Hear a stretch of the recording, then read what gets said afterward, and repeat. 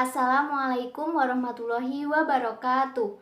Perkenalkan, nama saya Asti Nur Pratiwi, mahasiswi semester 4, Program Studi Pendidikan Guru Madrasah Ibtidaiyah kelas A dengan NIM 1910400814. Nah, pada video kali ini saya akan menjelaskan sedikit mengenai tahap-tahap peningkatan atau evolusi ide kreatif dalam bisnis pendidikan. Pada umumnya, tujuan didirikannya bisnis adalah untuk mendapatkan pelanggan. Nah, suatu bisnis harus menciptakan sebuah nilai baik, di mana nilai baik tersebut akan menarik perhatian para pelanggan dan akan membuat pelanggan merasa puas. Nah, maka dari itu sangat penting bagi suatu bisnis melakukan suatu peningkatan.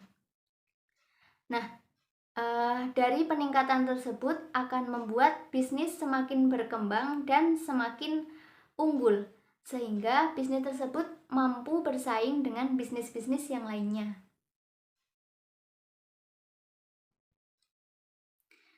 Kemudian untuk tahap-tahap peningkatannya yaitu ada 3. Yang pertama, inkubasi bisnis.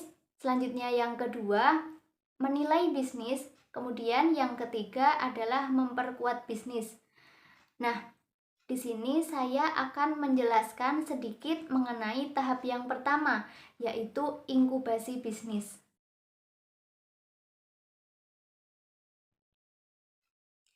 Apa sih sebenarnya inkubasi bisnis itu? Inkubator bisnis merupakan suatu perusahaan atau lembaga dari berbagai sektor yang bertujuan untuk membangun suatu program yang ditujukan kepada pengusaha pemula atau yang disebut dengan tenan.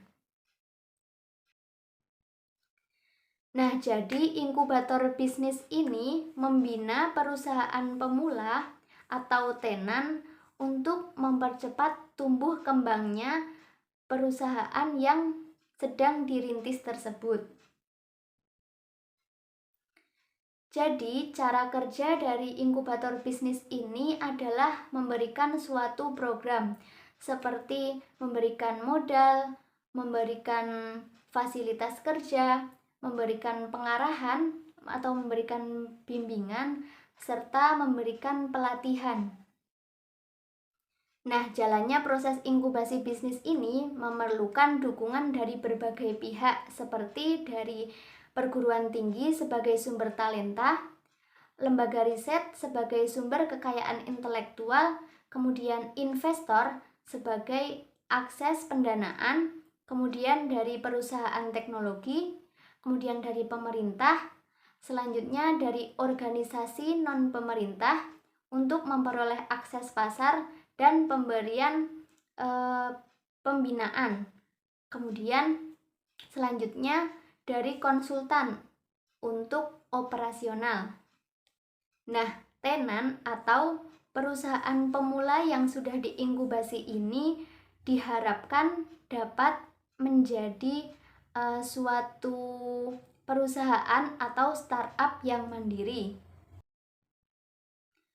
Tujuan dari inkubasi bisnis ini adalah mengurangi angka kematian bisnis dan meningkatkan bisnis baru.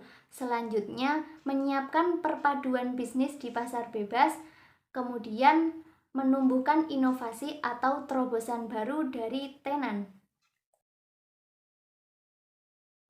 Nah, demikian yang dapat saya sampaikan mengenai inkubasi bisnis. Apabila banyak kesalahan saya mohon maaf, semoga bermanfaat.